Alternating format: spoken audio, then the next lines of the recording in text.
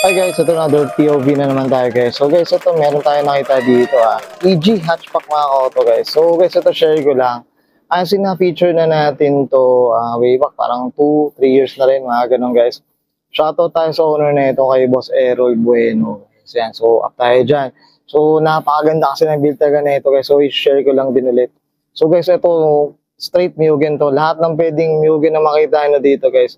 Sobrang, kasi nandito na yata lahat talaga guys. So guys, ito flex ko lang natin. Ayan. Punta nyo, bumper. Ayan guys. Ayan, Mugen yung yung chin niya mismo. Tapos color yellow guys. Ayan o. So makita nyo guys, ito yung mga brochure niyan guys. O, ayan. Tingnan nyo yung magsa brochure. Ito guys, nakakabit sa kanya. Grabe o. Oh. Mali mo talaga. Up tayo dito kay Bossero. Tsaka yan o.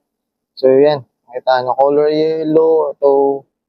May mga visor, ito, sunroof guys. Ayan, brown glass guys, oh. Grabe, oh. Tingnan nyo naman. Ang ganda ng decal ng Mugen guys, oh.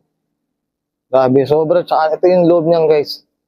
Hopefully sana, pwede nung balikan yung video nito. Talagang makita nyo yung mga bawat pesa niyan guys.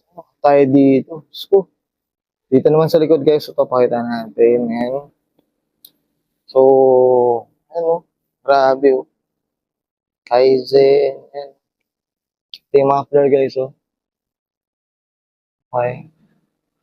So, yan, guys. Grabe.